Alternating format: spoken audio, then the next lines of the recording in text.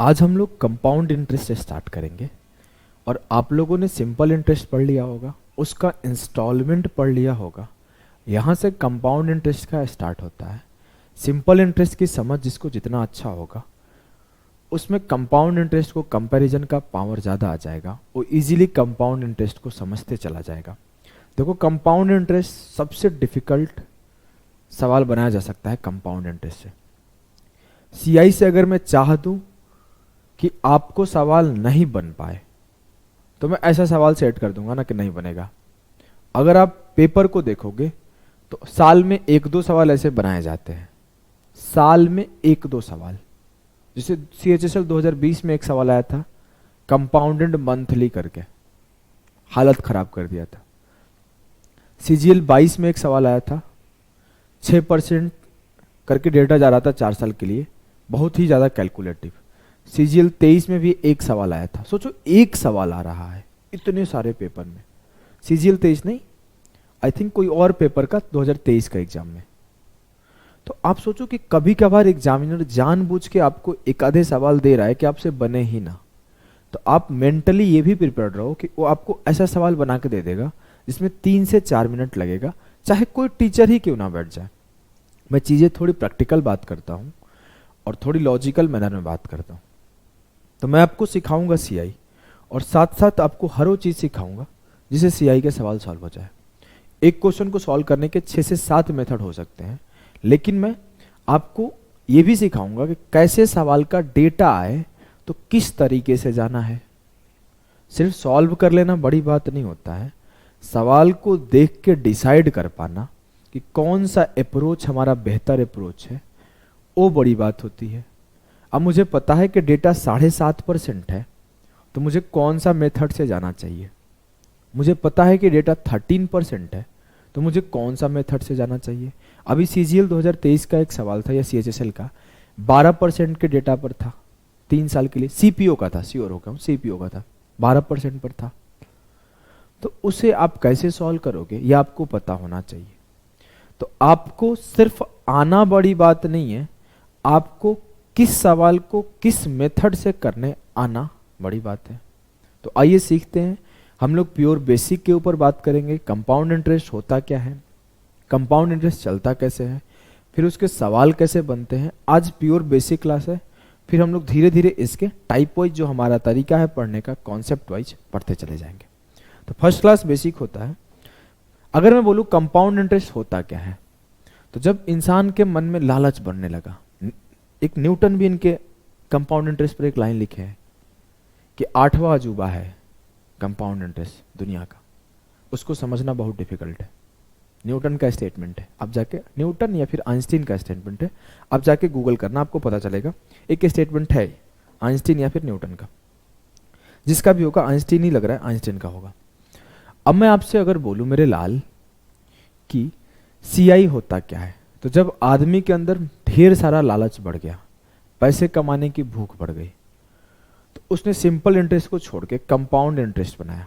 Compound interest में क्या होता है ना, कि जो ब्याज मेरे बनेंगे उस ब्याज के ऊपर भी मुझे ब्याज चाहिए। मान लो मैं आपको 100 रुपये दिया, बोला अगले साल 110 दे देना। अगले साल आप नहीं दे पाए, अगले साल 110, तो बोला 100 रुपये पे तो मेरे को ब्याज चाहिए ही चाहिए, और जो 10 रुपये ब्याज बने हैं ना, उसके ऊपर भी मुझे ब्याज चाहिए। वहीं से कंपाउंड इंटरेस्ट निकल के आया।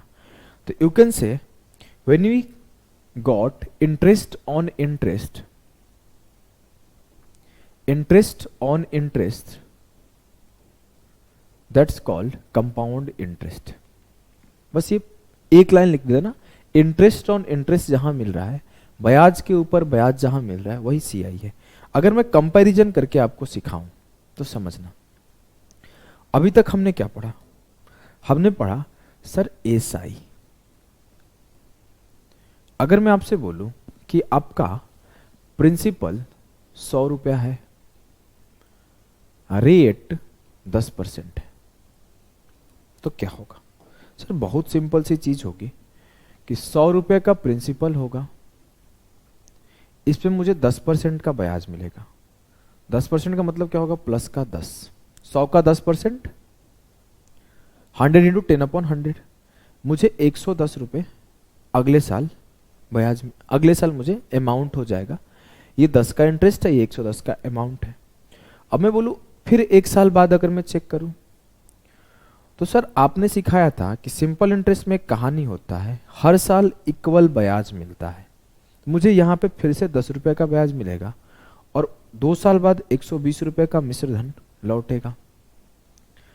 तीसरे साल का अगर मैं बात करूं तो फिर से मुझे 10 रुपये का ब्याज मिलेगा और तीसरे साल 130 का मिश्र धन लौटेगा। चौथे साल का अगर मैं बात करूं तो फिर से मुझे 10 रुपये का ब्याज मिलेगा और 140 का मिश्र धन लौटेगा। जी हाँ सर, एकदम सही बात है, कोई भी दिक्कत नहीं है। लेकिन जब मैं बात करूंगा कंपाउंड इंटरेस्ट का तो कहानी बदल जाएगी। ये रहा अपना सीआई का कहानी। मैं बोला 100 रुपये आपके पास था, 10% का आपको ब्याज मिला, तो 110 आपके क्या हुए अमाउंट।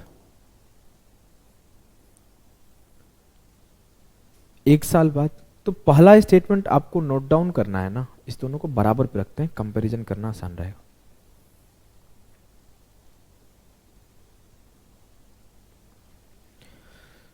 आप एक स्टेटमेंट बोल सकते हो कि, ध्यान से लिख लो, इस पॉइंट को लिख लो कि फर्स्ट ईयर ऑफ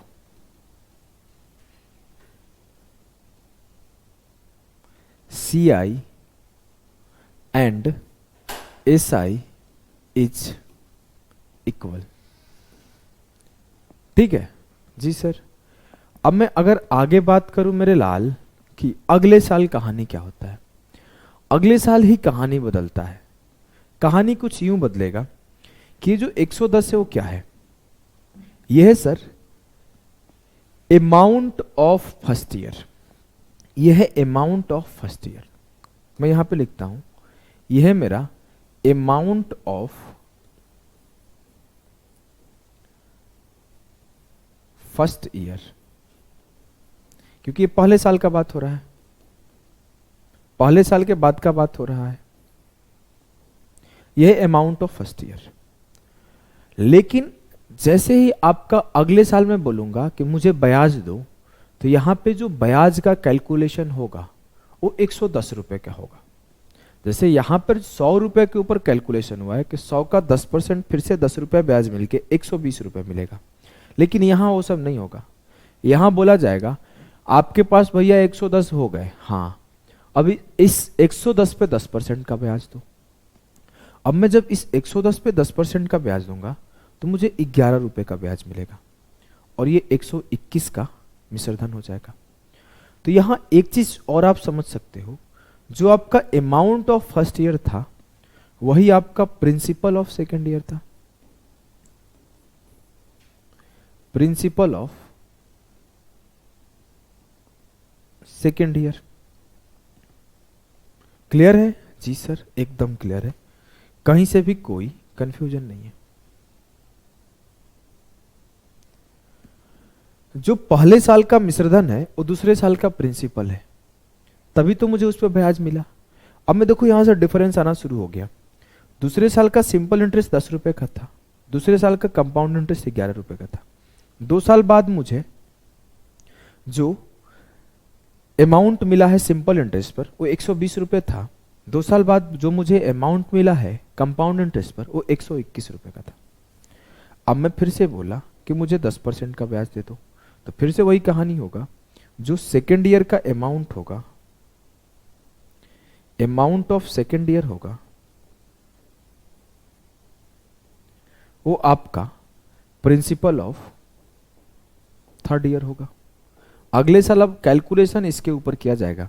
अब हम ये बात बोलेंगे ना कि देखो लाला, तुम्हारे पास 121 मेरे बने, हाँ, तब 121 के ऊपर ब्याज दो।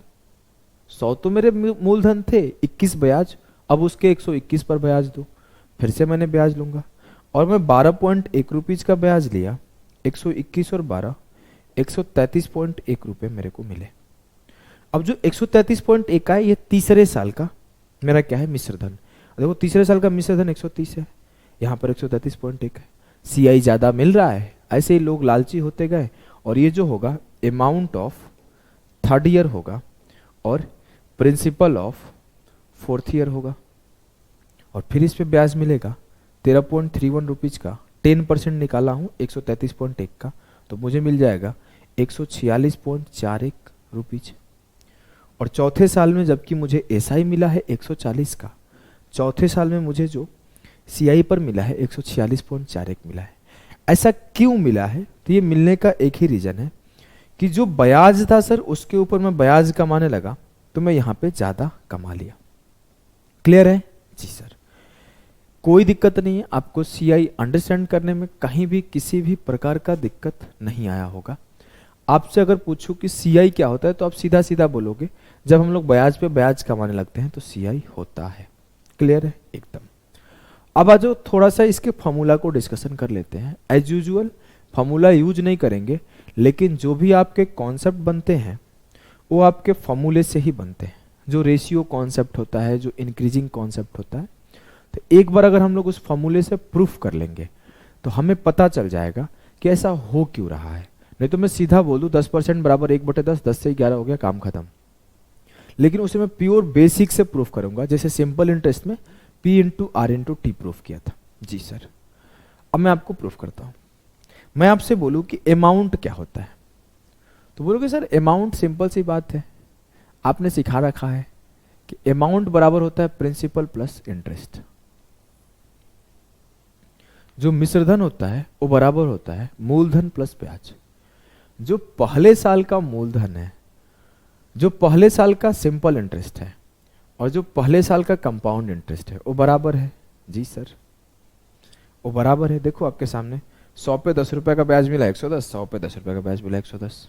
तो मैं अगर ऐसे निकालता कि मेरा अमाउंट जो होगा वो प्रिंसिपल 100 रुपये प्लस 100 का R गुणे T 1 साल बटे 100, मतलब अमाउंट बराबर principal plus P into R into T upon 100। 100 से 100 खत्म, अमाउंट हो गया 110 का। अब ये पहले साल के लिए तो सब कुछ सही है, 110 यहां पे मिलेगा, 110 वहां पे मिलेगा, लेकिन अगले साल कहानी बदलेगा। अगले साल प्रिंसिपल में 100 रुपए के ऊपर ही ब्याज मिलेगा, लेकिन SI में 100 रुपए के ऊपर ही ब्याज मिलेगा, लेकिन CI के में 110 के ऊपर ब्याज मिलेगा। तो आ जाओ हम लोग समझते हैं, ये जो है मेरा वो पहले साल का ब्याज है। अमाउंट बराबर principal plus principal into R into 1 कर देता हूं। 1 क्यों कर रहा हूं? क्योंकि टाइम मैंने 1 साल कंसीडर किया, 1 साल के लिए ये सही है और वैलिड है।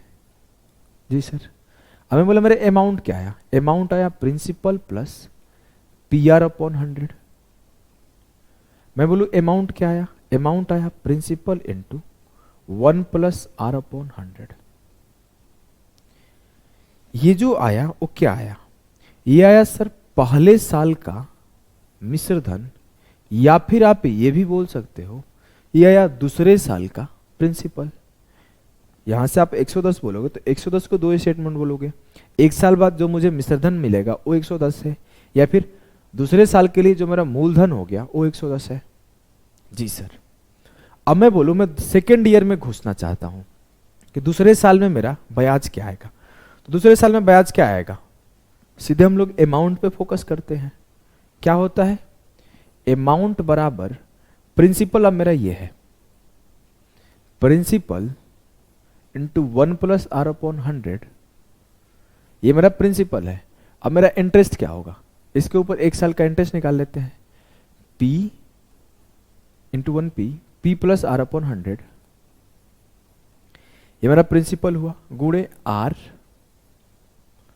अपॉन 100। समझ में आ रहा है कुछ? मैं क्या किया, ये मेरा प्रिंसिपल है P, और ये P इंटू R अपॉन 100 कर दिया।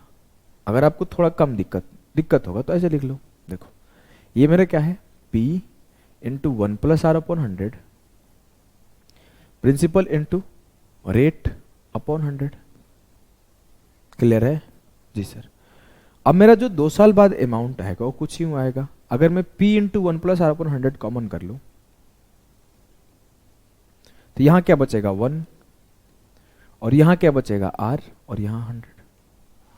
तो मेरा जो 2 साल बाद मेरा जो अमाउंट आ रहा है वो आ रहा है P into 1+R/100 into 1+R/100, मतलब 1+R/100 का स्क्वायर। अब मैं सेम तीसरे साल का इसको पुट करके निकालूंगा तो मेरा जो अमाउंट आएगा वो आएगा principal into 1+R/100 to the power 3। अगर मैं बोलूं चौथे साल 4 साल बाद मेरा मिश्रधन क्या आएगा, तो मैं बोलूंगा 4 साल बाद जो मेरा मिश्रधन आएगा principal into 1+R/100 to the power 4। अगर मैं बोल दूं कि मेरा इन ईयर बाद, इस पॉइंट को नोट कर लियो ना, कर लेना। अगर मैं बोलूं इन ईयर बाद मेरा अमाउंट क्या आएगा, तो मेरा इन ईयर बाद अमाउंट आएगा अमाउंट बराबर principal into 1+R/100 to the power n। और यही फॉर्मूला हम लोग बचपन से पढ़ते आ रहे हैं। यही फॉर्मूला के जहां पर ए को हम लोग बोलते हैं अमाउंट, जिसे हम लोग हिंदी में बोलते हैं मिश्रधन, पी को बोलते हैं हम लोग प्रिंसिपल, जिसे हम लोग हिंदी में बोलते हैं मूलधन, हम लोग आर को बोलते हैं रेट, जिसे हम लोग हिंदी में बोलते हैं दर, और यहां एन समय को डिनोट करता है और जिसे हम लोग टाइम बोलते हैं। अब मुझसे पूछा जाए कि सर आप तो मिश्रधन निकाले हो, आप ये बताओ ब्याज कितना आएगा, तो बहुत सिंपल सी बात है। जैसे मैं अमाउंट से प्रिंसिपल माइनस करूंगा मेरा ब्याज मिल जाएगा। तो मैं क्या बोला, इससे प्रिंसिपल माइनस कर दो। अमाउंट बराबर है P plus 1+R/100 to the power n minus P। तो जो मेरा अब मैं जैसे ही इस अमाउंट से प्रिंसिपल माइनस किया तो जो मेरा CI आएगा वो ये आएगा। फिर से समझना, अमाउंट से जैसे प्रिंसिपल माइनस करूंगा तो इंटरेस्ट आ जाएगा। तो मेरा ये अमाउंट था, इससे मैंने प्रिंसिपल माइनस किया तो मेरा CI आ गया। तो जो मेरा CI आता है कंपाउंड इंटरेस्ट, वो आता है P into 1+R/100 to the power n minus 1। इस पॉइंट को भी आप नोट करके रख सकते हो, लेकिन एक चीज मैं एश्योर कर दूंगा, कभी जीवन में इसकी जरूरत पड़ेगी नहीं। आपको बहुत ज़्यादा मन करेगा कि मैं बेसिक को अंडरस्टैंड करूं, तभी जाके इस फॉर्मूले को अप्लाई करके मैं प्रूफ कराऊंगा। जब किसी चीज़ को जो कोई शॉर्टकट है उस शॉर्टकट को प्रूफ कराना पड़े तभी मैं इसका यूज करूंगा, अदरवाइज मुझे कोई ज़रूरत नहीं है इसको यूज करने का, कोई ज़रूरत ही नहीं पड़ेगा। अब कोई पूछ देगा रेशियो कैसे यूज कर रहे हो, डायरेक्ट रेशियो कैसे लिख रहे हो, डायरेक्ट इंक्रीजिंग कैसे लिख रहे हो, तो मुझे ये लाके दिखाना पड़ेगा, देखो यहां से आ रहा है। समझ गए? नोट डाउन कर लो, कोई पूछ देगा तो आप याद रखना। हम लोग फोकस करते हैं सीधे सवाल कैसे बनते हैं उसके ऊपर। अब यहां से हमारे पेपर पे फोकस होता है, पेपर में कैसे सवाल आते हैं। देखो मैं 3 चीजें सिखाऊंगा। जैसे मैं आपको अगर याद हो तो डिस्काउंट में सिखाया था, परसेंटेज इंक्रीज डिक्रीज में सिखाया था, कंपैरिजन करके कहाँ पे क्या यूज करना है। अगर याद नहीं है तो एक बार परसेंटेज इंक्रीज डिक्रीज जाके पढ़ाओ, जहां पे मैंने आपको सिखाया था रेशियो और सक्सेसिव, और फिर मैं ये भी सिखाया था कैसे यूज करना है। याद है ना? सक्सेसिव में सिखाया था x + y + xy/100, और रेशियो में सिखाया था कैसे x/y से सॉल्व होता है। कुछ याद है? हाँ याद है। इसी सब के ऊपर डिस्कशन होगा। एक रेशियो के ऊपर डिस्कशन होगा, एक direct percentage effective rate concept के ऊपर डिस्कशन होगा, फिर किसको कैसे कहाँ यूज करना है उसके ऊपर डिस्कशन होगा, और फिर जो अगला डिस्कशन होगा वो ये होगा कि टाइम फ्रेम जब चेंज होता है, कल को बोलने लगे एग्जामिनर कि एनुअली क्या मेरा CI मिलेगा, मंथली क्या मेरा CI मिलेगा, 6 मंथली क्या मेरा CI मिलेगा, अभी के टाइम में बहुत ज़्यादा पॉपुलर है। 5 मंथली क्या मेरा CI मिलेगा, 8 मंथली क्या मेरा CI मिलेगा, 10 मंथली क्या मेरा CI मिलेगा, उसके ऊपर बात करेंगे। तो 3 चीज के ऊपर बात करेंगे। पहला है हमारा ratio method. You can heading दे सकते हो आप, देखो अंग्रेजी में भूल गया क्या बोलने वाला था। Ratio method, ratio method. मेरे लाल आओ हम लोग रेशियो मेथड सीखते हैं। अगर मैं आपको एक एग्जांपल दूं कि प्रिंसिपल मेरा 10,000 है, रेट मेरा 20% है, टाइम मेरा 2 साल है, तो आप ये बताइए सर कि जो मुझे मिलने वाला अमाउंट होगा वो क्या होगा, और जो मिलने वाला ब्याज होगा वो क्या होगा। तो आप बेसिक से कैसे सॉल्व करोगे? सर अगर मुझे फॉर्मूला लगाना हो तो मैं फॉर्मूला लगा दूंगा कि जो अमाउंट होता है वो होता है प्रिंसिपल इंटू 1+r/100⁻n। मुझे निकालना है अमाउंट, तो मैं बोलूंगा प्रिंसिपल है 10,000 और ये 1 प्लस r का वैल्यू है 20% अपॉन 100⁻n। n को मैं 2 साल लिख दिया टाइम। अब मैं अगर सॉल्व करूं 20×5 = 100, अमाउंट हुआ 10,000। मैं ना अमाउंट को ना प्रिंसिपल ऐसे लिख देता हूं सीधा, 10,000 को अभी मैं बाद में लिखूंगा, आप ध्यान से समझना। इसको मैं P से लिखता हूं, कम कम लिखना पड़ेगा बार बार। P लिख दिया तो P क्या आया, 1 + 1/5⁻²। अगर मैं बोलूं प्रिंसिपल को यहां ला दो तो अमाउंट अपॉन प्रिंसिपल क्या आया, 5 एकम 5 एक 6/5 का स्क्वायर। इस पॉइंट को देखो ध्यान से। अगर मैं आपको बोलूं मेरे लाल, मेरे भाई, कि 20% का मतलब क्या होता है, 20% का मतलब होता है 1/5। इसका मतलब क्या है कि सर जो 5 है ना वो मेरा प्रिंसिपल है और जो 1 है ना वो मेरा इंटरेस्ट है। ये ऑलरेडी एसआई में बता चुका हूं। तो जो मेरा 1 साल का फर्स्ट ईयर का प्रिंसिपल रेशियो अमाउंट होगा वो 5:6 होगा। अगर मुझसे कोई बोले कि सेकेंड ईयर का क्या होगा, तो सेकेंड ईयर का भी यही होगा 5:6। अगर कोई बोले दोनों साल का मिला के क्या होगा, कि 2 साल का प्रिंसिपल और 2 साल का अमाउंट का रेशियो, तो सीधे बोलूंगा 5 का स्क्वायर रेशियो 6 का स्क्वायर। प्रूफ आपके सामने है कि अमाउंट 6 का स्क्वायर, प्रिंसिपल 5 का स्क्वायर, और मैं यहां पे वही बात बोला हूं, ये प्रिंसिपल रेशियो अमाउंट, अमाउंट 6 का स्क्वायर, प्रिंसिपल 5 का square. Sir, my dear sir, आप ये बताओ ये 5:6 इंटू 5:6 2 बार लिखना जरूरी है? अरे नहीं मेरे लाल, आप सीधा मिटाओ इसे और एक बार में समय बचाओ।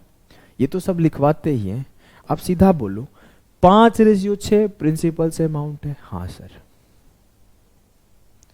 कितने साल के लिए? 2 साल के लिए। 2 ऊपर चढ़ा दो, 2 ऊपर चढ़ा दो। अब मुझे प्रिंसिपल और अमाउंट का रेशियो मिल गया 25:36। 25:36 मुझे मिल गया। कैसे मिला? आपके सामने लिखा हुआ है। तो यहां पे आप ये चीज बोलोगे कि अगर मुझसे कोई बोले अमाउंट बताइए, तो मैं बोलूंगा 25 यूनिट जो प्रिंसिपल है वो बराबर है 10,000 के, तो 1 यूनिट का वैल्यू होगा 25 चौके 100, 400। मुझसे बोला गया है अमाउंट बताओ, इट मीन्स मुझसे बोला गया 36 यूनिट का वैल्यू बताओ। 36 गुणे 400 बराबर होगा 36 चौके 144, 14,400। मेरा अमाउंट हुआ 14,400।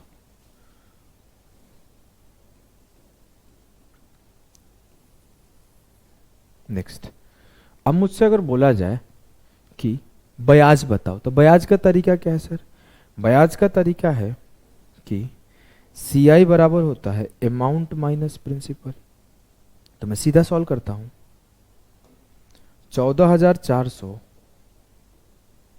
माइनस 10,000, जो मेरा सी आई आएगा 4400 आएगा। तो जरूरी नहीं कि आप पहले अमाउंट निकालो फिर आप प्रिंसिपल माइनस करो तो 4400 सी आई ले आओ। आप डायरेक्ट सी आई के पास भी जा सकते हो कि सर मेरा प्रिंसिपल 25 यूनिट था जी, सर मेरा अमाउंट 36 था जी, कितना का इंक्रीज है? 11 का। तो जो मेरा सी आई है वो 11 यूनिट है। तो मैं सीधा ये बात बोल सकता हूं कि 25 यूनिट बराबर है 10,000 के, 11 यूनिट बराबर है किसके? तो 11 गुणे 400, 4400 के। तो जो मेरा इंटरेस्ट आएगा वो 4400 आएगा। क्लियर है? जी सर एकदम क्लियर है, कहीं भी कोई भी कष्ट दुख दर्द पीड़ा नहीं है। ठीक है, आ जाओ आगे बढ़ते हैं, एक दो सवाल प्रैक्टिस कर लेते हैं। मैं बोला कि आपका प्रिंसिपल है 20,000, रेट है 10%, टाइम है 3 साल, बताइए अमाउंट क्या आएगा और इंटरेस्ट क्या आएगा। मैंने बोला कि आपका प्रिंसिपल है 34,300, आपका रेट है 14 सही 2/7%, आपका टाइम है 3 साल, तो बताइए कि आपका अमाउंट क्या आएगा, आपका इंटरेस्ट क्या आएगा। इतना इतना में तो सॉल्व कर लेंगे, जगह की जरूरत क्या है, नीचे सॉल्व करा दूंगा। एक सवाल और लिख देता हूं।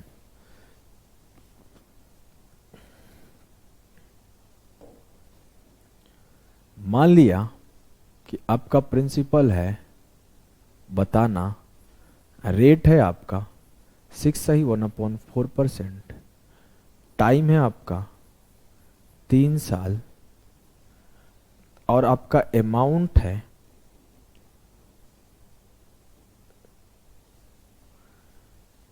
4,91,300। तो आपको इंटरेस्ट और प्रिंसिपल बताना है। आपके सामने 3-4 सवाल लिखा हुआ है, कोशिश करिए एक बार सॉल्व करने का। अब मैं अगर बात करूं मेरे लाल कि प्रिंसिपल रेट परसेंट क्या है? 10%। तो जो मेरा प्रिंसिपल रेशियो अमाउंट होगा वो क्या होगा? 10 से 11। सर 3 साल के लिए बोला गया, तो 10 के क्यूब से 11 का क्यूब। अगर मेरा 10 का क्यूब 1000 प्रिंसिपल है, लेकिन प्रिंसिपल कितना है? 20,000, तो 1000 यूनिट बराबर है 20,000 के, 1 यूनिट बराबर है 2,000 के, 1 यूनिट बराबर है 20 के। अगर मेरा 1 यूनिट 20 है तो 11 का क्यूब 1331 किसके बराबर होगा? 1331 इंटू 20, 2 एकम 2, 33 दूना 66, 2 एकम 2। तो ये मेरा अमाउंट आ जाएगा 26,620। अगर मुझसे पूछा जाता कि इंटरेस्ट बताओ, तो मैं क्या करता? ये 10 का क्यूब 1000 था, 11 का क्यूब 1331 था, इस दोनों का डिफरेंस लिया, 331 का ब्याज आया। तो मेरा 331 यूनिट क्या हुआ? मेरा ब्याज हुआ सर 331 यूनिट किसके बराबर होगा? 331 इंटू 20, 6620। तो मेरा जो ब्याज आया वो 6620 आया। क्लियर है?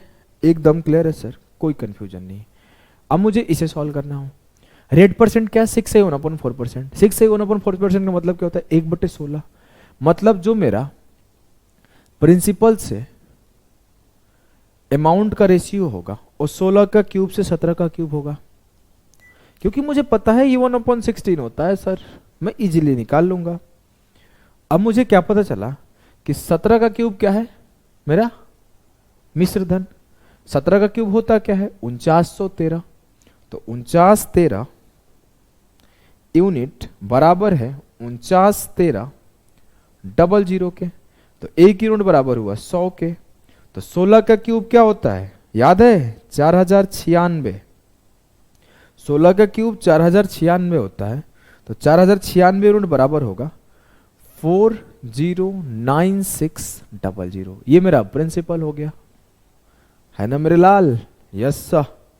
कोई कष्ट नहीं है, कोई दुख नहीं, कोई दर्द नहीं है। डिफरेंस ले लूं, 4096 और 4913 का जब मैं डिफरेंस लिया, 13 से 6 गया 7, कितना बचेगा मेरे लाल? 17 बच जाएगा इधर। और 10 से 9 गया 1, इधर क्या बचा? 8, 817 बचेगा। जोड़ के देख लो, 6 7 13, 9 1 10, 11, 0 8 1 9, ठीक। 817 यूनिट क्या हुआ? इंटरेस्ट। 1 यूनिट बराबर है 100 के, तो ब्याज होगा 81,700। क्लियर? एकदम क्लियर है सर। चलो इसे सॉल्व करो। इसे भी सॉल्व कर लिए होंगे आप लोग। 14 सही 2/7% का मतलब क्या होता है? 1/7। मतलब जो मेरा प्रिंसिपल से अमाउंट का रेशियो होगा 7 के क्यूब से 8 का क्यूब होगा। जी सर। तो 343 से 512 होगा। जी सर। मुझसे बोला गया प्रिंसिपल 343 पर 00 है, मतलब 343 यूनिट का बराबर वैल्यू है 34300। तो 1 यूनिट बराबर है 100 के, तो 500 बराबर यूनिट बराबर 512 यूनिट बराबर होगा 51,200 के। मेरा ये हो गया 51,200। इससे इसे माइनस करो, 100 से मल्टीप्लाई कर दो, तो मेरा आ जाएगा क्या? इंटरेस्ट। 12 से 3 गया 9, 10 से 4 गया 6, 1, 16,900 का मेरा इंटरेस्ट है। क्लियर है? एकदम क्लियर है सर। हमें नहीं लगता कि अब आप कोई भी सवाल दोगे तो मैं रुकूंगा, मैं सबके सबको सॉल्व करके निकाल दूंगा। चैलेंज है मेरा। अच्छा ठीक है, बहुत चैलेंज आ रहे हो बे। हाँ अभी रुको, बताता हूं। चल, एक सवाल आपके सामने, आपके कदमों पर। बोला कि प्रिंसिपल मेरा 10,000 है, रेट मेरा 7% है, टाइम मेरा 2 साल है। बताओ अमाउंट क्या आएगा और इंटरेस्ट क्या आएगा? चल सॉल्व करो। एक सवाल और है मेरे सामने कि प्रिंसिपल मेरा 20,000 है और टाइम मेरा 2 साल है। चलो पहले रेट लिख लेता हूं। रेट मेरा 11% है, टाइम मेरा 2 साल है। बताओ क्या आएगा इंटरेस्ट और क्या आएगा अमाउंट? सर आप सवाल कोई भी तो अपन निकाल देगा। अच्छा 7% का मतलब क्या होता है सर? 7/100। रेशियो जो होगा 100 से 107 का होगा। बात 2 साल के लिए हुई तो मैं 2 का स्क्वायर लगा दूंगा। अब हमको तो याद है 107 का स्क्वायर होता है 114, 4 9। क्या आपको इतना तेज याद है कि 11449 होगा? ठीक है, मान लेता हूं आपको याद है। कल को मैं ऐसे बोल दूं कि टाइम 3 साल है यहां पे, तो आप क्या करोगे? 100 का क्यूब से 107 का क्यूब करोगे और फिर 107 का क्यूब निकाल के सॉल्व करोगे। बताओ ऐसे करोगे क्या? ठीक है, यहां पर तब भी कर लिया। मैं एक सवाल अगर बोल दिया कि प्रिंसिपल 10,000 है, रेट 33% है, टाइम 2 ही साल लेता हूं, 2 साल है, तो अब क्या करोगे? सर 100 से 133 का रेशियो बनेगा और 2 साल का बात हो रहा है तो मैं स्क्वायर कर दूंगा। 133 का स्क्वायर निकालेगा। ये तो लोचा हो गया। सर आपने जो पढ़ाया गलत पढ़ा दिया है, हमें पता है। आप अब गलती कर गए हो, अब आप सुधारो अपने आप को, रास्ता दिखाओ। देखो जो सीआई होता है ना, इसको सीखेंगे। जो सीआई होता है ना, सीआई का मतलब होता है इंटरेस्ट ऑन इंटरेस्ट। तो सीआई का एक डेफिनेशन ऑन होता है कि इंक्रीज ऑन इंक्रीज। जो मेरा इंक्रीज हुआ है ब्याज का, उसके ऊपर फिर से इंक्रीज मिल गया। और जब इंक्रीज ऑन इंक्रीज होता है तो उसे ही हम लोग बोलते हैं सक्सेसिव इंक्रीज। तो सीआई को हम लोग एक और नाम भी देते हैं, या फिर सीआई में इस मेथड को हम लोग पढ़ेंगे सक्सेसिव इंक्रीज। और आपको पढ़ा चुका हूं सक्सेसिव इंक्रीज क्या होता है। अगर मैं आपसे बोलूं कि मेरे भाई अब पीछे चलो, 100 रुपया आपके पास प्रिंसिपल था, 10% आपका ब्याज था, इसी को लेके चलते हैं उस पॉइंट ऑफ टाइम पे कि प्रिंसिपल सर मेरा 100 रुपये है, मेरा रेट 10% है। तो अगर मैं आपसे बोलूं क्या हुआ था, 100 के ऊपर पहले हमने 10% का ब्याज लिया, तो ये मेरा कितना हो गया मेरे लाल, 110। फिर हमने इसके ऊपर भी 10% का ब्याज लिया, ये मेरा हो गया 11, 121। फिर हमने इसके ऊपर भी 10% का ब्याज लिया, तो ये हमारा हो गया 133.21, 12.21 जुड़ जाएगा। अब मैं डायरेक्ट अगर बोलूं 2 साल पे आ जाओ, 100 से 121 के पास आना है, तो कैसे करूंगा सर? पहले साल भी 10% बढ़ाए हो, दूसरे साल भी 10% बढ़ाए हो, ठीक है, ऐसे बढ़ाओ कि अगर ये 100 ना दे के x दिया होता, याद है सक्सेसिव इंक्रीज, जाकर एक बार पढ़ के आओ, मैं रिवीजन करा दे रहा हूं इसे, कि 100 के ऊपर पहले साल x% का इंक्रीज है, तो क्या होता था 100 प्लस x, और दूसरे साल इसके ऊपर मैं बोल दूं y% का इंक्रीज है, तो क्या होगा 100 plus x plus 100 plus x का y%। सॉल्व किया, 100 plus x plus y plus xy बटे 100। पहले मेरे पास 100 रुपए थे, अब मेरे पास कितने बढ़ गए, तो x plus y plus xy बटे 100 बढ़ गया। और 100 के ऊपर जो इंक्रीज होता है वही इंक्रीज होता है, तो मेरे 2 साल में x plus y plus xy बटे 100% बढ़ गए। जी हाँ सर, अगर मुझसे पूछा जाता कि 100 रुपये मेरे प्रिंसिपल है, टाइम 2 साल है, तो आप ये बताओ कि इंटरेस्ट क्या होगा, तो मैं सीधा ये बात बोलता कि 10 प्लस 10 प्लस 10 इंटू 10 अपॉन 100, 21%। और जब मैं आपको सिंपल इंटरेस्ट पढ़ा रहा था तो भी बताया था कि जो R इंटू टी परसेंटेज होता है वही आपका इंटरेस्ट होता है। तो रेट हो गया 10% और टाइम हो गया 2 साल, तो ये तो RT प्रतिशत ही तो है, R और T का मर्ज ही तो है। इसको हम लोग यहाँ पे नाम देते हैं इफेक्टिव रेट परसेंट। क्यों? क्योंकि यहाँ पे टाइम मल्टीप्लाई ना होके स्क्वायर हो जाता है। तो हम लोग सिर्फ ये देखते हैं कि 2 सालों में कितना इफेक्टिव रेट मैं कमाऊंगा। तो मैं बोल सकता हूं कि जो मेरा इंटरेस्ट आएगा वो 21% का आएगा। किसका 21%? 100 का। तो 100 का 21% कितना आया? 21। तो जो मेरा ब्याज आएगा वो 21 का आएगा। और देखो यहाँ 2 साल में, पहले साल 10 रुपए का ब्याज आया है, दूसरे साल 11 का, दोनों मिला के मुझे 21 का ब्याज आया है। या फिर ऐसे भी चेक कर सकता हूं, 100 प्रिंसिपल था, 121 हो गया, तो 21 से बढ़ गया, तो यही 21 जो बढ़ा है मेरा ब्याज है। अब मुझसे कोई बोले डायरेक्ट अमाउंट कैसे निकालेंगे? सर मुझे पता है जो प्रिंसिपल होता है वो खुद हमेशा 100% होता है।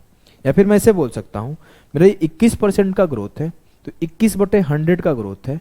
100 मेरा प्रिंसिपल होगा, 21 मेरा इंटरेस्ट होगा। तो जो मेरा अमाउंट होगा सीधा सीधा 121% हो जाएगा। 121 यूनिट भी लिख सकते हो, ऐसे करके कोई चेंज नहीं आएगा। ये 121% किसका? प्रिंसिपल का। ये 21% किसका? प्रिंसिपल का। तो मेरे से अगर कोई बोले कि 100 का 121% निकालो, तो मैं सिंपली निकाल दूंगा 121, और मेरा जो अमाउंट आएगा वो 121 आएगा। जनरली लोग जब x%, y%, z%, 3 अलग अलग परसेंटेज से इंक्रीज होता है तो उसके लिए भी फॉर्मूला पढ़ाते हैं, उसको हम नहीं पढ़ेंगे, उसको मैं डायरेक्ट इसी से यूज करने आपको फास्ट सिखा दूंगा। ठीक है, ठीक है, आ जाओ। अभी हम लोग इसमें भी दो चीजें पढ़ रहे हैं, याद रखना सक्सेसिव में हम लोग दो चीजें पढ़ेंगे, when rate is same, when rate is different. नहीं समझ में आया ना, अभी सीख जाओगे, टेंशन नहीं लो। अभी हम लोग क्या पढ़ रहे हैं, एक सवाल और देता हूं मैं कि अगर मैं बोल दूं प्रिंसिपल मेरा 8,000 है, रेट मेरा 20% है, टाइम मेरा 2 साल है, तो आप बताओ मेरा अमाउंट क्या होगा और इंटरेस्ट क्या होगा। कैसे निकालोगे? बहुत सिंपल है सर, आपने अभी बताया अगर x और y% की दो वृद्धि होती है तो हम लोग क्या करते हैं, x plus y plus x y बटे 100 कर लेते हैं। परसेंट का वृद्धि होता है, ये 2 साल में एक्यूमुलेटिव वृद्धि है। लेकिन मैं आपसे बोलूं मेरे लाल, मेरे भाई, यहां पर x और y अलग अलग है क्या? नहीं, यहां पे तो पहले साल भी 20% की वृद्धि है और अगले साल भी 20% की वृद्धि है। जी सा, तो मैं ये बोल सकता हूं कि जो 2 साल में वृद्धि होगा x प्लस x, क्योंकि यहां पर y के जगह पे y नहीं है, x ही है, यहां पे y है ही नहीं, यहां पे तो x% का ही वृद्धि है, तो x ही है। तो x plus x into x upon 100, तो 2x plus x square upon 100। रटना नहीं है, बस आपको समझा रहा हूं जल्दी करने का तरीका। आप सिंपल ये भी बोल सकते हो 20 प्लस 20 40 प्लस 20 का स्क्वायर बटे 100। तो आप बोले कि 20 दूना 40 हो जाएगा और प्लस 20 का स्क्वायर 400 बटे 100, 400 बटे 100।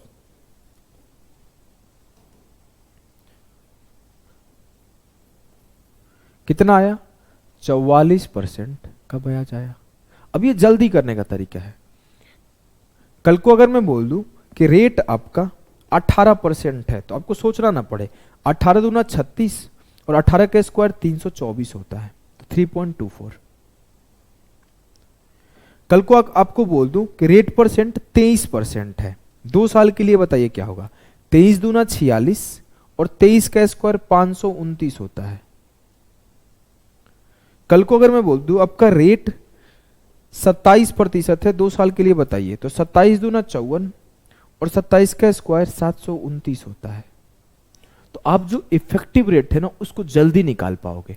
सिर्फ आपको आना इंपॉर्टेंट नहीं है, जल्दी आना सबसे ज्यादा इंपॉर्टेंट है। कल को अगर मैं बोल दूं कि रेट आपका 73 नहीं, ज्यादा बड़ा हो जाएगा, 33% है, तो आप करोगे 33 दूना 66, 33 का स्क्वायर 1089, 10.89, 66 10 76.89% का इंक्रीज होगा। तो वैसे ही आप यहां पे भी बोल पाओगे कि 20 दूना 40 और 20 का स्क्वायर 400 बटे 4, 44% का इंक्रीज होगा। तो जो आपका इंटरेस्ट है वो 44% से बढ़ेगा और जो आपका अमाउंट है वो 144% से बढ़ेगा। 44% निकाल लो, 8,000 के 8 चौके 32, 8 चौके 32 और 3 35, 3520 का आपका इंटरेस्ट है। सीधे करो 8,000 का 44%, मैं सीधा 8 से मल्टीप्लाई किया, 8 चौके 32, 8 चौके 32, 3 35 और परसेंट था तो 2 जीरो काट लेगा, 1 जीरो बच जाएगा। मुझे अगर निकालना हो अमाउंट तो मैं तो जोड़ भी सकता हूं, 8 और 3 11,520। जोड़ने का मन नहीं कर रहा है तो 8,000 का 144% निकाल लेते हैं। 8 चौका 32 का 2, 3 बचा, 14 8 है 112 और 3 115। क्लियर है? मजा आया? मजा आया? आपको जल्दी जल्दी रेट निकालने भी आ गया। तो आइए हम लोग उन 3 सवालों को पहले करते हैं। सर पहले हम 3 सवालों को निपटाएंगे। मुझसे बोला गया था कि प्रिंसिपल 10,000 है, रेट 7% है 2 साल के लिए, 7 इंटू 2 14 प्लस 7 का स्क्वायर 49 है।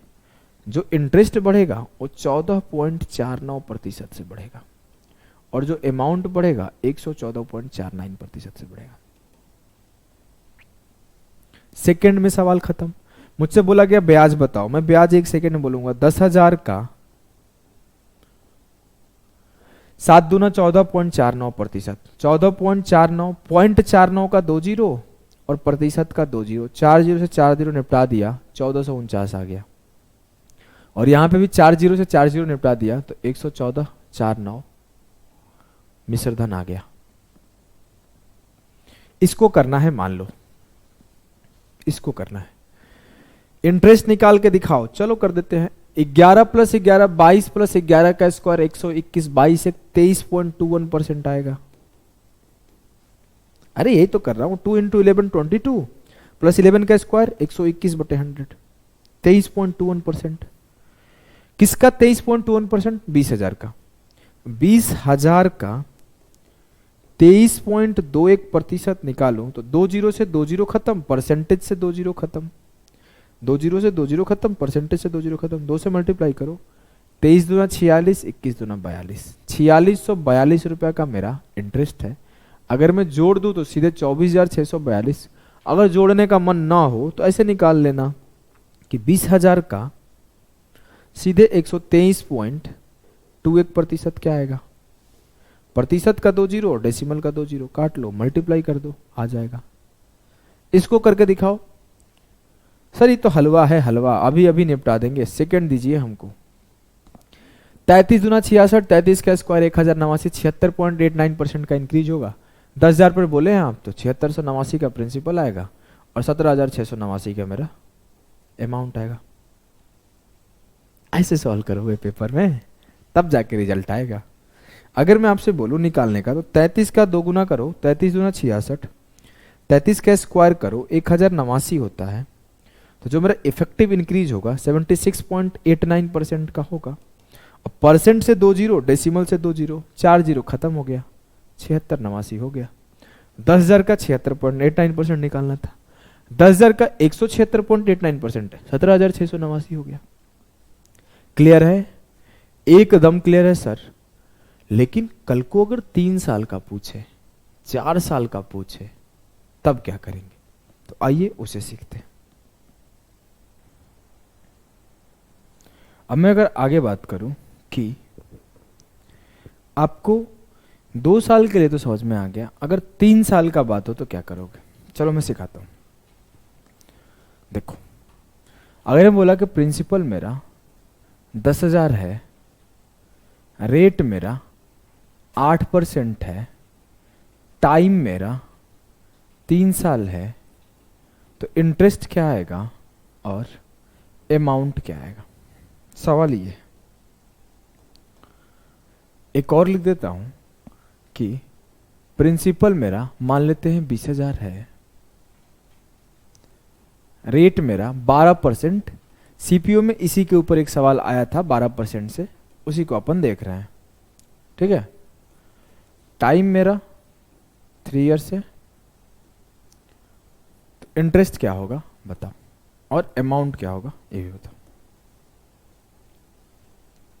चलिए बताइए। देखो, मैं आपको जनरली जो ये सब डेटा होते हैं ना, उसको मेमोराइज करा देता हूं, इससे चीजें थोड़ी आसान हो जाती है। अगर अभी आप पहले निकालने सीख लो, फिर आपको मैं याद भी करा दूंगा जो इंपॉर्टेंट डेटा होंगे। अभी अगर मैं बोलूं तो सर 8% पहले साल का इंक्रीज है, 8% दूसरे साल का इंक्रीज है, और 8% तीसरे साल का इंक्रीज है। 3 बार 8-8 का इंक्रीज है। तो हम लोग कुछ नहीं करेंगे, पहले इन दोनों को मिला के क्या इंक्रीज आएगा निकाल लेते हैं। तो 8-8 16 और 8-8 64/100, 16.64% का इंक्रीज आएगा। ये कैसे आया समझ में आ गया?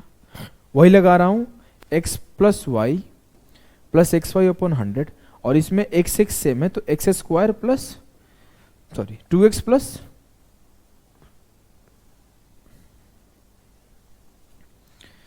2x plus x²/100। क्लियर? जी सर। अब मैं आपको अगर बोलूं कि इन दोनों को मिला के मिला 16.64%, तो फिर इन दोनों को मिला के मिलेगा क्या, देख लो। तो आप बोलोगे 16.64% plus 8% plus 16.64 into 8 upon 100, 16 8 24.64 plus 8 चौके 32, 8 छक्के 48, 3 51, 5 बचा, 16 8 128, 5 33। 2 डिजिट के बाद डेसिमल था, 200 से डिवाइड होगा फिर से, तो ये एक डिजिट, टोटल 1 2 3 4 डिजिट के बाद डेसिमल होगा। मैं अगर जोड़ता हूं मेरे लाल तो क्या आता है आप देखना, ये हो गया 12, ये हो गया 4 3 7, ये हो गया 6 3 9, ये 24 1 25। तो मुझे क्या पता चला कि 8% का 3 इंक्रीजिंग लग रहा है, 8% का 3 इंक्रीजिंग लग रहा है। तो जो मुझे इफेक्टिव रेट परसेंट मिल रहा है वो मिल रहा है 25.9712%। अगर आप लास्ट 5 ईयर का सवाल उठा कर देखोगे कंपाउंड इंटरेस्ट का, तो सबसे ज्यादा बार पूछा गया जो डेटा है वो 8%, 8%, 10%, 12%, 6%, 9%, बहुत बार पूछा गया। पेपर उठा कर देखोगे तो समझ में आ जाएगा। अब अगर मुझे याद होता 25.9712% का गेन देता है 8% के हिसाब से, तो कितना इजी होता मेरे लिए, बहुत इजी होता सर। ठीक है, अभी हम लोग निकालते हैं। अब अगर मैं बोलूं मेरे लाल कि मेरा CI क्या आएगा, तो आप बोलोगे सर 10,000 का 25.9712%। 2018 मेंस 2019 मेंस दोनों में सवाल आया हुआ है। कभी यहाँ पे 8,000 देता है, कभी यहाँ पे 15,625 देता है, कभी यहाँ पे 3125 देता है, कभी 6 मंथली देता है, कभी 8 मंथली देता है, लेकिन कैलकुलेशन का जो डेटा है ना वो यही देता है। सवाल जब मैं कराऊंगा तो आपको पता चलेगा कि क्या मैं चीजें सिखा रहा हूं। 0.9712 था, डेसिमल हटा दिया, 4 जीरो हो गया, और 2 जीरो परसेंटेज का 6 जीरो, 4 से 4 खत्म, जो उत्तर आया 2597.12 है। तो जो मेरा इंटरेस्ट हुआ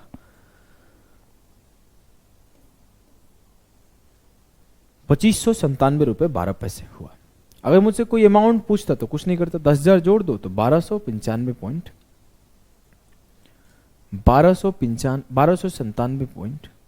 5 छूट गया ना, 12 होगा। क्लियर, क्लियर है? हालत खराब हो रही है जी सर। अगर मैं आपसे बोलूं कि ये तो 8% था, दिक्कत हुआ था सर, अभी मैं आपसे बोलूं कि 10% हो तो क्या करोगे? 10% तो आसान हो जाएगा सर। अगर मैं बोल दूं प्रिंसिपल 20,000 है, रेट आपका 10% है, टाइम 3 साल है, बताइए ब्याज क्या आएगा? जल्दी से बताइए आंसर।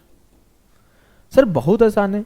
मुझे आप बोलोगे 10% का 3 साल इंक्रीजिंग लग रहा है, 10% का 2 साल 21, 21 और 10 31, 33.1% हो जाएगा। इतना तेज हमसे नहीं समझ में आया सर, इसे आप स्लो समझाओ, पैसा दिए हैं। ठीक, अगर मैं बोलूं 10% का 2 साल देखोगे तो 2 दूना 10 और 10 का स्क्वायर 100/100, 21 आया। तो ये 21% का ग्रोथ आया 2 साल में जी सर। अब मैं देखता हूं 21% और 10% मिलके कितना का ग्रोथ देता है।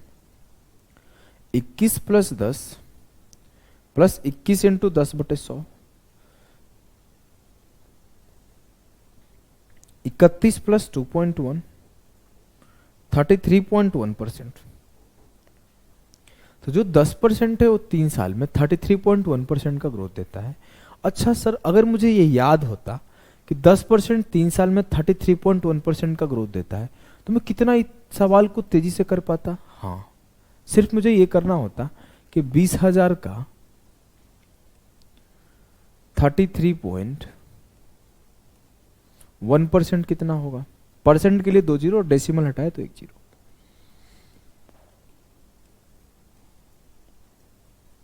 6620 रुपया मेरा क्या हो जाता, ब्याज हो जाता। जी हाँ, ठीक है, तो इसे बताओ क्या होगा।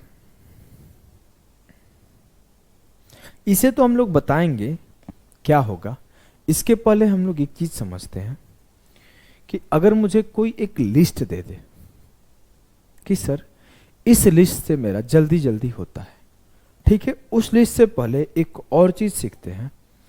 जैसे हमने सीखा कि अगर x% और x% का 2 ग्रोथ है, मतलब ये 2 साल के लिए है, ये 1 साल के लिए है, तो 2 साल के लिए क्या दे रहा था, एक्स स्क्वायर नहीं 2x प्लस एक्स स्क्वायर, तो आप 2x डेसिमल एक्स स्क्वायर लिखना। एग्जाम्पल दिखा रहा हूं, देखो मैं आपको बोलूं कि 8% का 2 साल का ग्रोथ है, तो 8 प्लस 8 प्लस 8 का स्क्वायर अपॉन 100, तो 8 8 16 और 8 का स्क्वायर 64। तो डेसिमल के बाद 2 संख्या चाहिए और यहां दोनों का मल्टीपल। अब आपको अगर मैं बोलूं कि 23% का चेंज है तो क्या करोगे, 23 दूना 46, और सर 23 का स्क्वायर 529, गलत है। आपको डेसिमल के बाद 2 अक्षर चाहिए।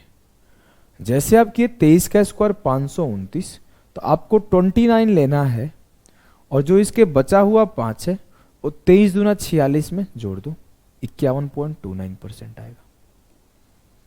कल को अगर बोला कि 37% का ग्रोथ है, तो आप क्या करोगे, 37 दूना 74 और 37 का स्क्वायर सर 1369, नहीं गलत है। आपको ये करना है कि 37 का स्क्वायर 1369 का 2 डिजिट लिख लो और 37 दूना 74 में 13 जोड़ो, 87.69%। कल को मैं बोला कि 12% का बताओ क्या आएगा, तो आप बोलोगे सर 12 का स्क्वायर 144 की 2 डिजिट में लिख लूंगा, 12 दूना 24 एक 25.44% का ग्रोथ आएगा। कल को मैं बोलूं कि आप 15% 2 साल में क्या देगा बताओ, तो 15 का स्क्वायर 225 का 25 लिख लूंगा, 15 दूना 30 2 32 लिख लूंगा। ये 2 कहां से है, 225 वाला 2 है। तो जब भी आपको 2 साल का लिखना है तो आपको समझ में आ गया कि जो एक्स स्क्वायर देगा वो लास्ट का 2 डिजिट देगा और जो बचा हुआ होगा वो आपका 2x देगा। क्लियर, एकदम सर। अगर मैं इसी तरीके से कोई 3 साल का जुगाड़ बता दूं, अर्जेंटली में निकालना हो तो रुको बता देता हूं। वैसे आपको यूज करने की कुछ खास जरूरत है नहीं, फिर भी मैं बता देता हूं। ये होता है कि लास्ट के 2 डिजिट देगा 1 क्यूब, फिर लास्ट के 2 डिजिट देगा 3a स्क्वायर और फिर लास्ट का 2 डिजिट देगा 3a। चलो मैं दिखाता हूं प्रूफ करके। देखो अगर आप, ये तो x% है तो आप a लिखा हूं उसको x लिख देता हूं, कोई बड़ी चीज नहीं है, x a जो लिखना है लिखता हूं। चलो मैं x लिख देता हूं। लास्ट का 2 डिजिट देगा x क्यूब, लास्ट का 2 डिजिट देगा 3x स्क्वायर और ये देगा 3x। अगर क्या होता ना कि मैं बोलता मेरे ये 8% है, ये 8% है और ये 8% है। अभी अभी हमने पीछे निकाला कि अगर इसे 3 साल के लिए निकालूं तो क्या आता है, 25.9712% आता है ना मेरे लाल। बोलोगे जी सर, चलिए निकाल के देखते हैं। 8 का क्यूब क्या होता है, 512, 512 का 12, 5 बच जाएगा क्योंकि 2 डिजिट लिखना है। अगला क्या होगा, 8 का स्क्वायर 64 दिया 192 और 5 197, 197 का 97 लिखोगे और 1 बच जाएगा। 8 दिया 24 और 1 25।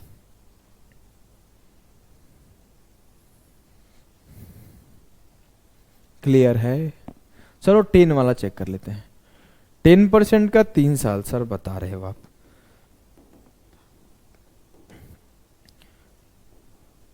दस का क्यूब 1000 का 2 जीरो, बच कितना गया 10। 10 का स्क्वायर 100 इंटू 3 300 और 300 में 10 जोड़ दिया 310, 310 का 10 3 बच गया। 10 तिया 30 और 3 33, 33.1%। 10 का क्यूब 1000 का 2 जीरो 10 बचा। 10 का स्क्वायर 100 इंटू 300, 10 का स्क्वायर 100 इंटू 300, 310 का 10 बचा, बच गया 3। 10 तिया 30 और 3 33। ठीक है, ठीक है। अब अगर मैं बोलूं मेरे लाल सर 12% का भी बता दो ऐसे ही, ठीक है बता देता हूं। 12 का क्यूब 1728, कितना बचा 17। 12 का स्क्वायर 144 गुणे 3 432, और 32 और 17 कितना हो गया 7 2 9 और 4, 32 17 49, बच कितना गया 4। 12 तिया 36 और 4 40। अगर मुझे कोई बोले कि 12% 3 साल में कितना का ग्रोथ देगा 40.4928%। लेकिन आप एक चीज रियलाइज कर रहे हो कि 12 का क्यूब 12 का स्क्वायर इंटू 3, 12 इंटू 3 थोड़ा डिफिकल्ट हो रहा है। हमसे डिफिकल्ट नहीं, आपके लिए सोचना पड़ता है भाई। हमारे लिए भी डिफिकल्ट हो जाएगा जब ये पूछ देगा 23% पर बताओ 3 साल के लिए क्या होगा। 23 का क्यूब 12,167, 23 का स्क्वायर 529 गुणे 3 1587 में 121 जोड़ो, लो हालत खराब हो गया, चलो हो गया पेपर, बाय बाय टाटा।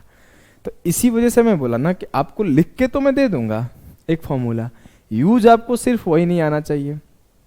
अब मुझे 23% का निकालने से पहले मैं 12% का ही बात करूं तो मैं ऐसे भी तो निकाल सकता था कि सर 12% का पहले 2 साल फिर 12% का 1 साल, पहले 2 साल हो जाएगा 25.44, 12 दूना 24 और 12 का स्क्वायर, फिर इन दोनों को निकालूंगा तो जोड़ दो 25 और 12 37.44 प्लस बरचौक 48, बरचौक 48 4 52, कितना बचा 5, 12 25 60 5 65 6, 12 दूना 24 34, 3.0528।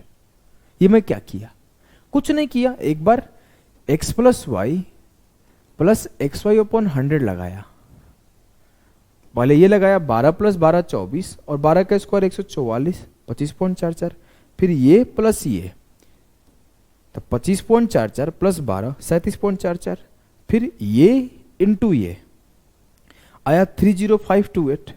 2 के बाद ऑलरेडी डेसिमल था, 2 और बढ़ा दो, अब मैं सबको जोड़ूंगा तो मुझे वही मिलेगा 40.4928।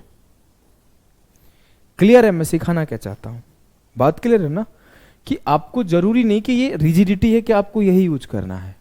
अगर कैलकुलेशन हैवी लग रहा है तो आप उसी तरीके से चले जाओ, जल्दी निकालने आपको आना चाहिए बस।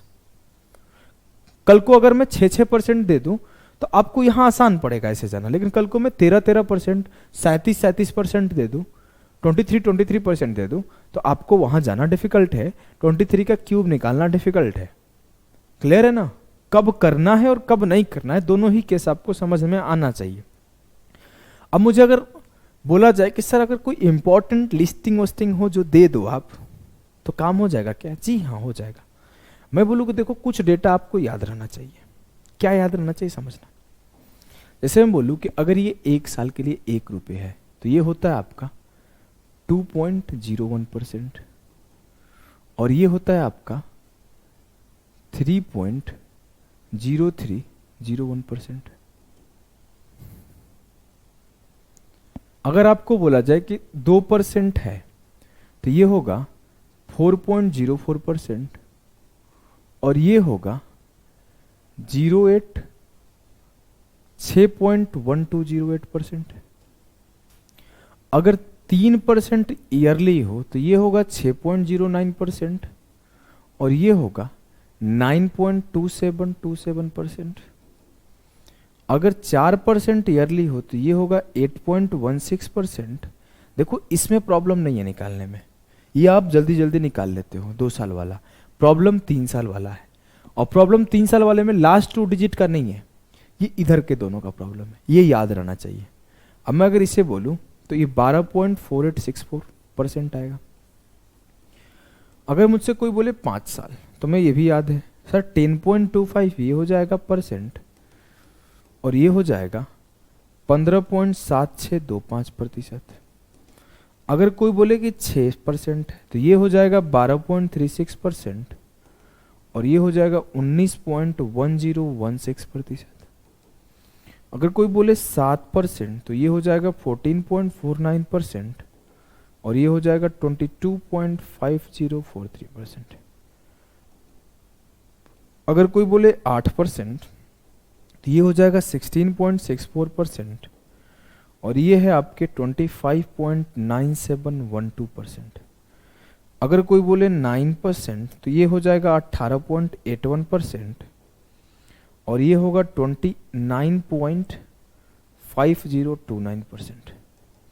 अगर कोई बोले ये 10% है तो ये होगा 21, और ये होगा आपका 33.1%। ये तो आपके 10 तक का टेबल है। अगर मैं बात करूं आगे का मेरे लाल, तो मुझे अपने टाइम पे, तैयारी के टाइम पर 11, 12, 13, 14, 15, 16, 17, 18, 19, 20, 21, 22, 23, 24, 25 तक याद था। मैं थोड़ा सा ढीठ टाइप आदमी था, मैं बहुत पढ़ता था। तो मैं आपको टास्क देता हूं। टास्क आपको ये है, मैं आज से 3 साल पहले एक जो वो देखते हो ना, हेल्दी सा आदमी, लड़का बच्चा सा खड़ा होकर ऐसे ऐसे करके पढ़ा रहा है, उसमें सीआई ही पढ़ाया हूँ आज से 2 साल पहले, और 1 से लेकर 25 तक लिख दिया था खड़ा होकर बोर्ड पे। कभी मैं वो वीडियो अपलोड कर दूंगा, 2 साल पुराना है। तो आपको क्या समझना है ना, कि आप याद रखोगे तो डेटा आपको बेनिफिट होगा। मैं इंपॉर्टेंट वाला लिख देता हूं और आपको होमवर्क दे देता हूं। देखो 11, 12, 12 का आता है, अभी हम लोग निकाले थे 40.4928%। समझ गए? आप इसको खुद से आगे करना। इसका 25.44 आता है।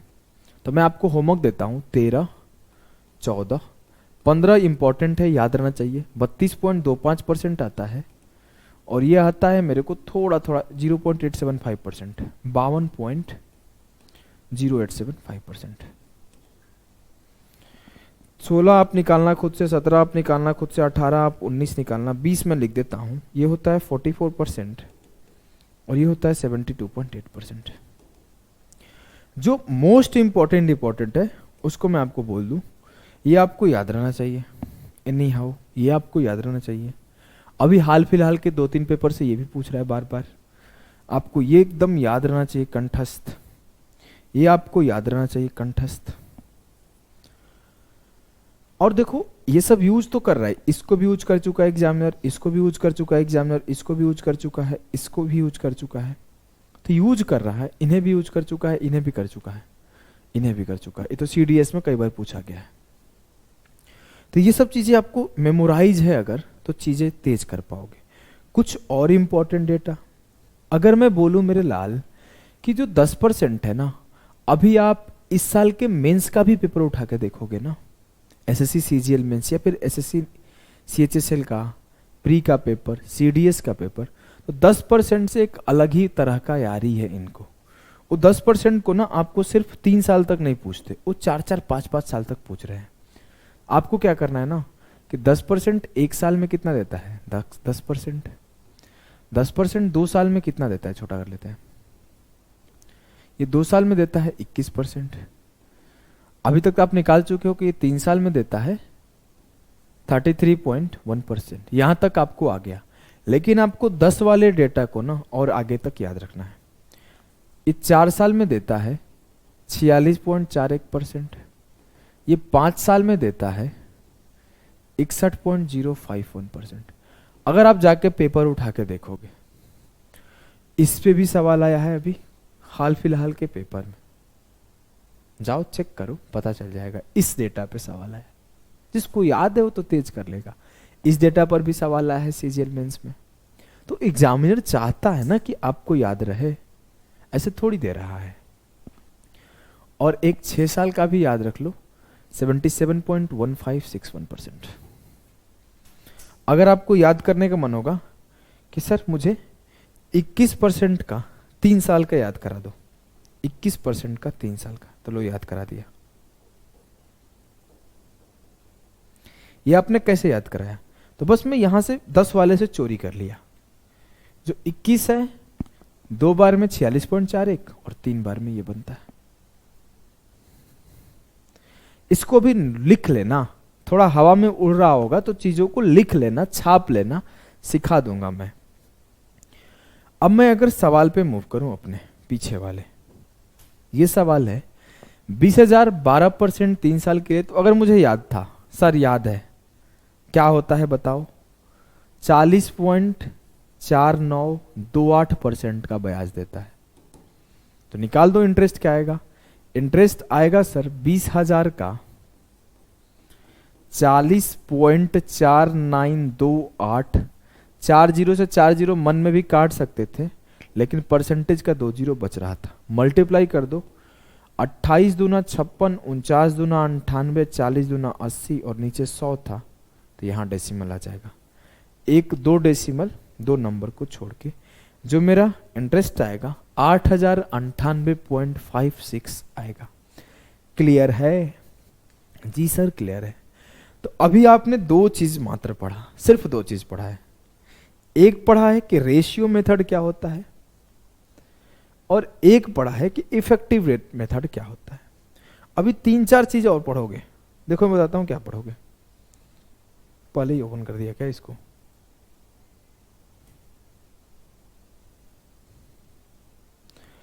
एक आपको मैं सिखाऊंगा कि कब आपको रेशियो का यूज करना है और कब आपको फॉर्मूले का यूज करना है, या फिर इफेक्टिव रेट को यूज करना है। इफेक्टिव रेट को, अब जैसे सवाल ये है कि 16 सही 2/3% है, तो यहां तो आप x प्लस वाई तो नहीं लगाओगे ना, नहीं सर। अगली चीजें मैं थोड़ा सा सिखाऊंगा। अगर डिफरेंट रेट हो डिफरेंट ईयर के लिए, मान लो कि इस साल के लिए 20%, अगले साल के लिए 30%, उसके अगले साल के लिए 40%, अब बताइए ब्याज क्या आएगा, तो कैसे सॉल्व करेंगे। उसके बाद मैं एक चीज और सिखाऊंगा आपको कि अगर मैं बोलूं कि 20% को ईयरली कैलकुलेट करता हूं एक